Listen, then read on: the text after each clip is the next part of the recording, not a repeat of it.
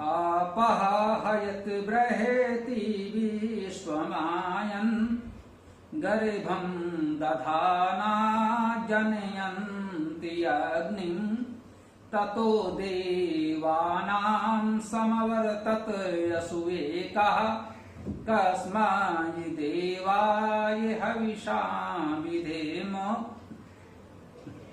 बृहद विश्व में व्याप्त जो एक स्वामी करे गर्भ धारण जनाय अग्नि को भी वही है महाज्योति सब देव गण का किस देव के हेतु धारे हविष्य हम देव के हेतु धारे हविष्य हम।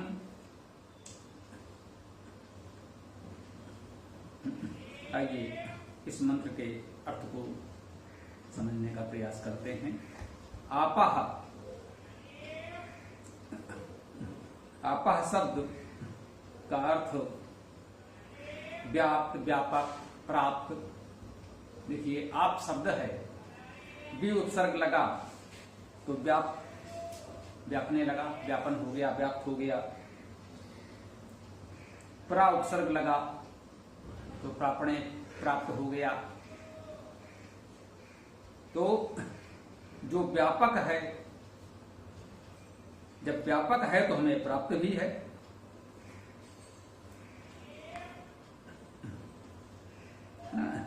अपपालने धातु भी है। आप धातु का अर्थ तो व्याप्त होना, प्राप्त होना आदि है। इसमें अप धातु भी मान सकते हैं। तो अप धातु का अर्थ है पालन करना। वह परमेश्वर सर्वत्र व्याप्त है, व्यापक है और सबका पालन करने वाला भी है। वह सर्वव्यापी है और सर्वपालक है। इस बात को इस आपः शब्द से कह दिया गया। आप धातु से भी और अप धातु से भी वह सर्वव्यापी परमेश्वर हम सब का पालक रक्षक है। यह भाव इस आपा शब्द से व्यक्त हुआ। हा निपात अव्यय है। वैदिक और संस्कृत भाषा में कुछ ऐसे एक वर्णी शब्द होते हैं, इनको हम लोग निपात कहते हैं। अव्यय ही होते हैं।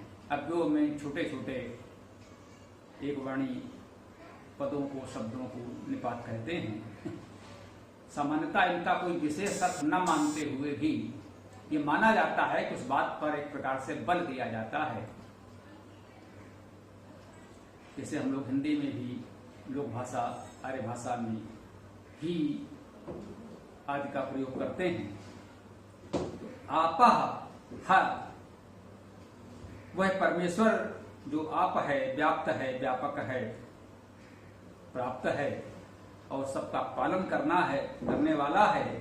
वह ही यत अर्थात जो सर्वनाम है। बृहति कहते हैं जो आपा सर्वव्यापी सर्वपालक परमेश्वर बृहति है। बृहति का क्या अर्थ है?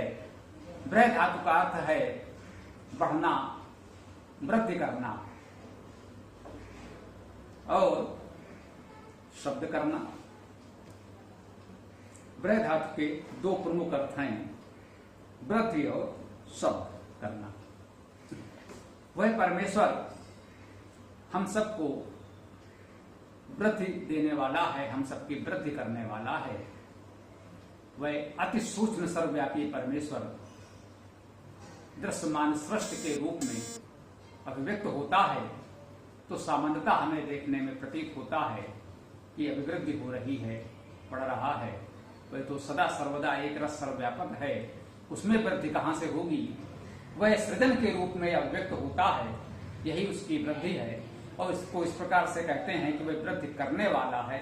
हमारी जो सृष्टि है, जो सृजन है, हम सब हैं, हम सबकी वृद्धि करता है वो, इसी रूप में उसकी भी वृद्धि है। अन्यथा वह तो स्वभाव से ही स्वतः अनंत है, उसकी वृद्धि और ह्रास का तो कोई प्रश्न ही नहीं उठता। यहाँ वृद्धि से आशय हमारी वृद्धि करने से है, सृष्टि की वृद्धि करने से है। विश्वम अर्थात सब, विश्व का अर्थ है सब, सभी। इसी अर्थ में हम कहते हैं विश्व अर्थात सब कुछ, जिसमें सब कुछ आ जाता है उसको हम विश्व कहते हैं। शाब्दिक अर्थ है सब, सभी। विश्वम आयन, आयन शब्द भी इसी प्रकार से समझने योग्य है। आयन में भी शासन करना और शब्द करने का भाव निहित है। और गत्यर्थक तो है ही, आ उपसर्ग है और ई गतौ धातु है। तो आ और ई से अगर कहेंगे तो आयन का अर्थ हुआ आने वाला, आते हुए। जब हम पुकारेंगे, उसका स्मरण करेंगे, तो उसकी दया, करुणा, कृपा हम तक आती है। ये उसके आने का भाव।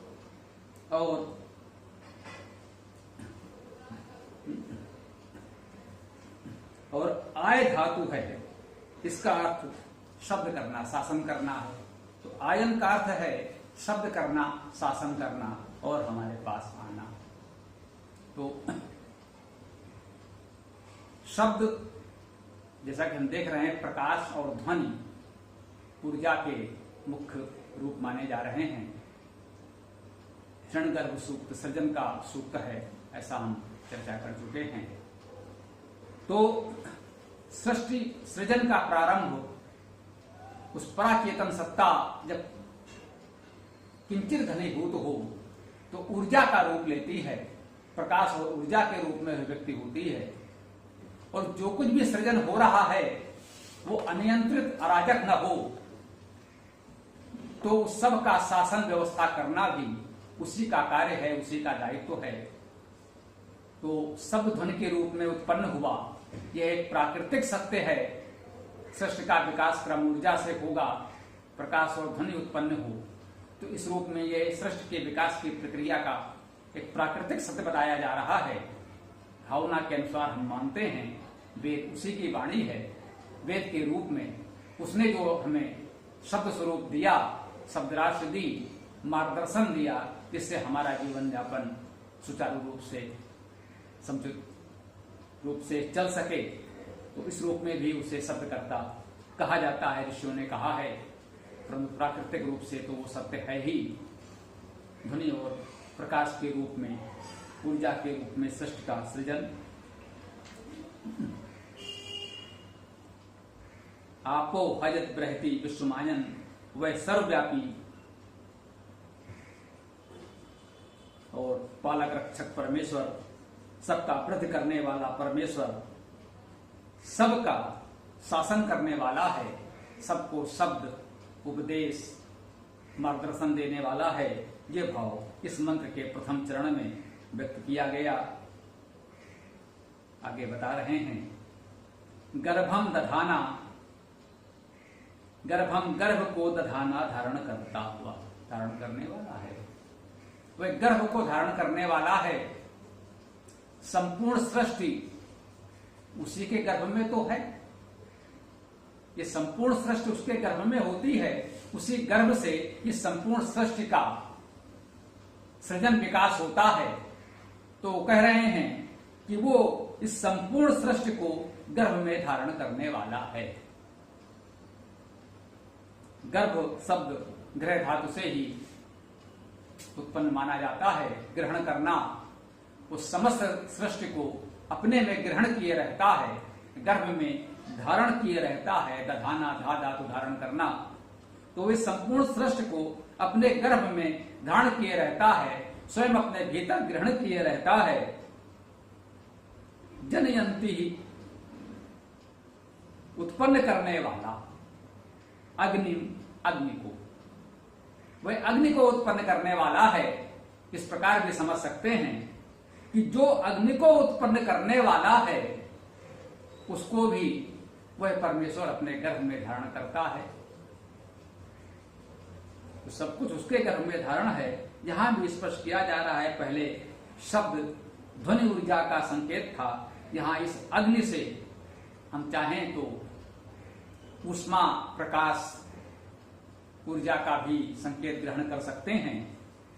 अग्निगतो धातु से अग्नि शब्द की निष्पत्ति है, जिसका अर्थ सामान्यतः हम लोग प्रगतिशील, अग्रणी करते हैं। अग्नि धातु में ग्रहण करने का भाव भी है, तो अग्नि शब्द के 3 प्रमुख अर्थ हम लोग स्वीकार करते हैं: अग्रणी, प्रगतिशील, ग्राही। तो इस अग्नि को भी वह उत्पन्न करने वाला है, अपने गर्भ में धारण करने वाला है। ये ऊर्जा स्वरूप है, ऊष्मा का, प्रकाश का, अग्नि के रूप में जिसका वर्णन किया जा रहा है। जो अग्रणी है, जो प्रगतिशील है, जो ग्राही है, ग्रहण करने वाला है, उसका सृजन कर रहा है। शब्द और ऊर्जा के रूप में सृष्टि का विकास हो रहा है। उस परमेश्वर के गर्भ में धारण किए हुए सृष्टि को इस प्रकार से क्रमशः प्रकट किया जा रहा है। ये भाव संभवतः इस मंत्र में हमको बताने का प्रयास हो रहा है। आगे कहते हैं ततो, उससे, या अब इसके अनंतर एक बात और वो बताना चाह रहे हैं। ततो, जो ये बात अभी हमने जानी, उससे यह और स्पष्ट होता है, हम समझने का प्रयास करें। देवा नाम अर्थात देवों का, द्यु द्योतने धातु है, मुख्य अर्थ है प्रकाशमान होना। द्यु धातु के अनेक अर्थ हैं, अनेक गुण हैं जो देव शब्द में समाहित होते हैं। हम जिन्हें देव कहते हैं, मुख्य रूप से तो हम महादेव परमेश्वर को भी कहते हैं, और हम निवेदन करते हैं जो प्रकृति के ऐसे दिव्य तत्व हैं जो हमारे जीवन के लिए आवश्यक हैं, उनको भी हम देव कहते हैं। और जो समाज के अग्रणी, प्रगतिशील, मार्गदर्शक हैं, उनको भी हम देव कहते हैं। मुख्य अर्थ हमने देव शब्द का प्रकाशमान ही माना है। अनेक अर्थ हैं, उनमें प्रमुख है प्रकाश होना, दिव्यता होना, तेज होना। वो तेजस्वी प्रकाशमान है, उसे देव कहते हैं। यहाँ कहा है देवा नाम, देवों का, देव बहुवचन है। परमात्मा, वह परमेश्वर तो एक है, उसे जब देव कहते हैं तो एक वचन में होगा, क्योंकि वह तो एकमात्र देव है। यहां देवा नाम अर्थात देवों का, अनेक देव हैं, उसकी चर्चा हो रही है। वह परमात्मा तो एकमात्र देव है, सभी देवों का देव है, देवाधिदेव महादेव है। ये अनेक देव जो हैं, जैसा कि हमने कहा, जो प्रकृति के तत्व जिनसे हमारा जीवन उत्पन्न होता है, परिपालन होता है, सूर्य, वायु, जल, पृथ्वी, इन सबको हमने देव कहा है, क्योंकि हमारा जीवन इनसे उत्पन्न और संचालित है, इन पर निर्भर है। ऐसे अनेक प्राकृतिक तत्वों को वेद में देव कहा गया है, यह सत्य है। और जो समाज के अग्रणी, मार्गदर्शक, विद्वान सज्जन हैं, उनको भी देव कहा जाता है। तो इन सब देवा नाम, इन सब देवों का, इन सभी देवों को लक्ष्य करके कहा जा रहा है। ततो देवा नाम, अब उन सब देवों का सम अवर्तत, सम उपसर्ग है, सम्यक रूप से, अवर्तत वर्तमान था, वर्तमान होता है वो। ब्री व्रत धातु वर्तमान होना, वर्तमान शब्द इसी से बन रहा है, स्पष्ट दिख रहा है। तो ये क्रिया है, अवर्तत वर्तमान हुआ, सम्यक रूपेण वर्तमान हुआ, सम अवर्तत असुह एका। देवा नाम तो बहुवचन है, अनेक देवों की बात हो रही है, लेकिन इन सभी देवों का असुह एका, एकमात्र असुह अवर्तत वर्तमान था। ये देव तो अनेक हो सकते हैं, लेकिन देवों का देवाधिदेव, एकमात्र देव असुह उसे कहा गया है, वह एकमात्र असुह वर्तमान था। ये असुह क्या है? ये विसर्ग का रा हो जाता है तो असुर भी बोल देते हैं। ये विसर्ग का रा हलंत होता है, उसमें प्रत्यय लगने से वो असुर पूरा भी हो जाता है। और असु शब्द में रा दाने के अर्थ में भी रा प्रत्यय हो जाता है, तो भी असुर बन जाता है। ये असुर या असुह समानार्थी हैं, इसके लिए प्रयोग हो रहा है उस परमेश्वर के लिए। वेद में अनेक स्थानों पर असुर शब्द उस परमेश्वर के लिए आया है।